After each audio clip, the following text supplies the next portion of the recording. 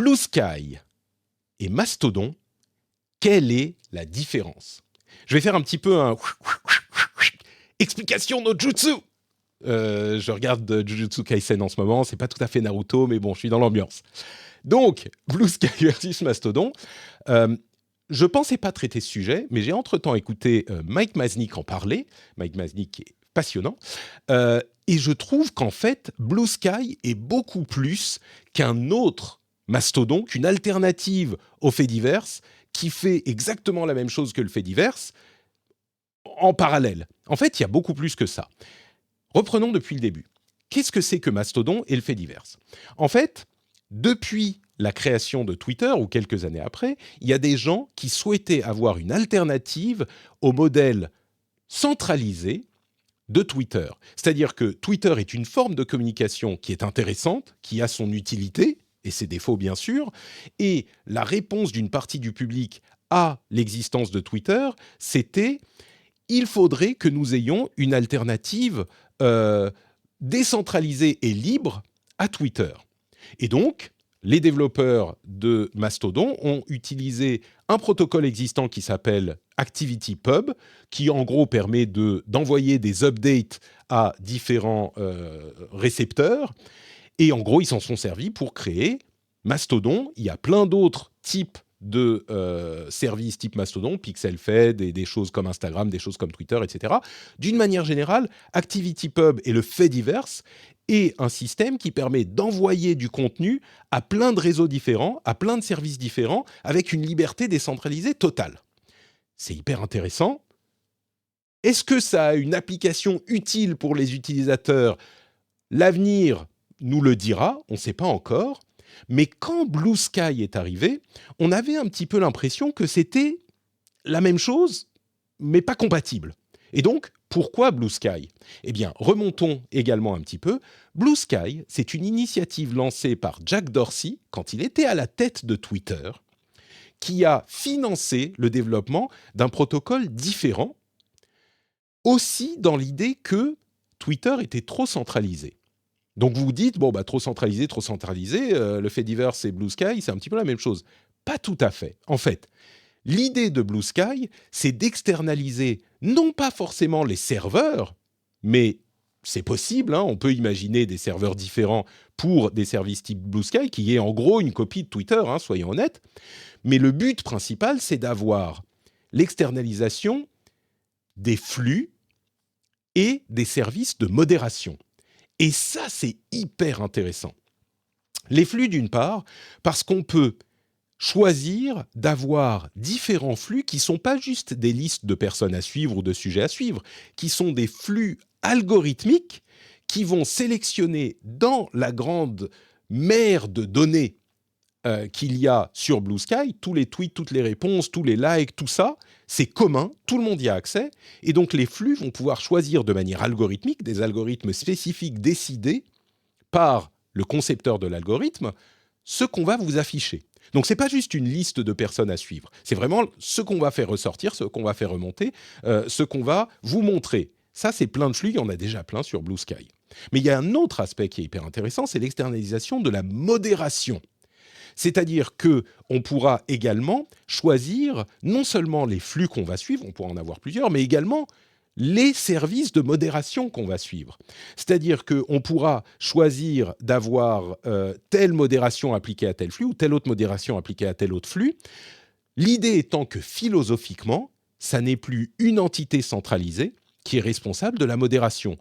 Et on pourra choisir les affinités. Alors on pense bien sûr aux affinités politiques, mais il n'y a pas forcément que ça. Tout type d'affinité de modération pourra être vendu dans un marché, par exemple, ou même simplement accessible gratuitement, pour s'appliquer, là encore, à la mer de données, l'ensemble des données que constitue le réseau Blue Sky. Donc, ces éléments-là, il y en a d'autres, sont vraiment intéressants. C'est-à-dire qu'on a l'externalisation des flux et de la modération qui font partie intégrante du protocole Blue Sky. Il y a aussi l'externalisation des données, on peut héberger ses propres données, c'est un petit peu complexe techniquement, peu importe.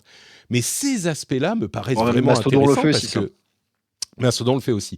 Mais ces aspects-là sont vraiment intéressants parce que c'est en fait une décentralisation qui n'est pas une simple décentralisation un petit peu technique de se dire on va avoir différentes communautés qui vont chacun avoir leur serveur, qui est intéressante, mais un petit peu plus évidente, on va dire, quand on pense à de la centralisation sur Internet. Là, c'est vraiment une réflexion sur ce qui constitue ce service et en externaliser les parties qui comptent, les flux et la modération. C'est ce qui fait que le service va avoir tel ou tel comportement, telle ou telle couleur, tel ou tel impact. Et c'est une externalisation des fondamentaux du service qui va ensuite pouvoir être customisé. C'est assez différent de simplement se dire on va choisir de créer une communauté ici, une communauté là, avec la possibilité pour elles de communiquer entre elles. Chacune va décider de sa propre modération, mais si on veut par exemple avoir la modération, je ne sais pas moi, de l'amicale du rugby de Nantes, il faut aller sur le serveur de l'amicale du rugby de Nantes pour avoir cette modération-là qui est bannie, qui est machin.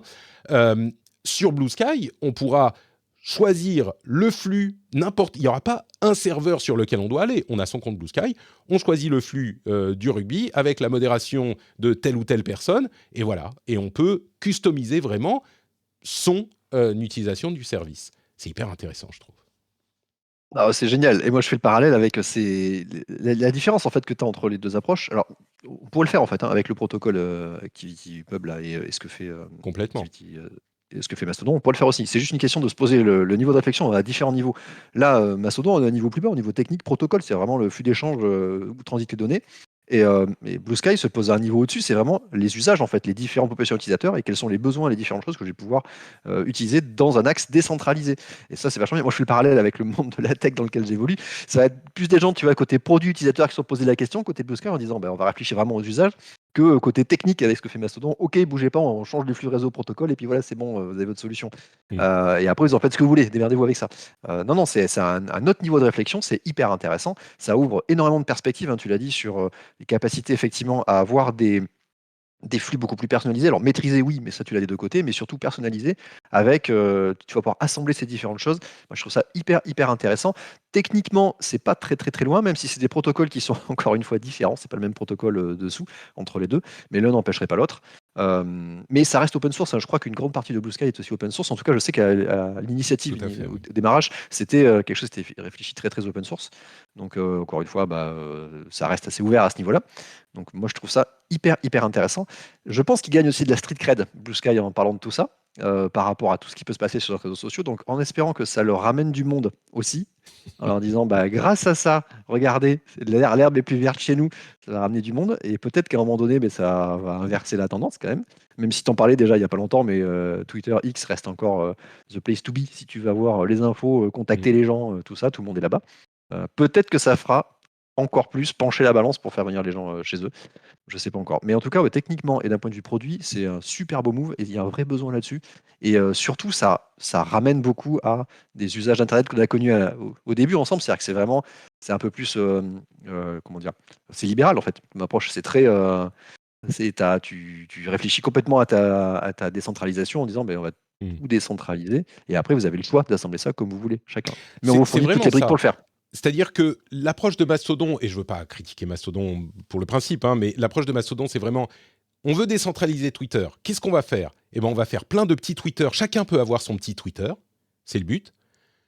Là, sur Blue Sky, c'est une vraie réflexion sur ce que ça veut dire que de décentraliser le fonctionnement du service en externalisant les parties les plus clés. Donc, c'est une approche qui est intéressante.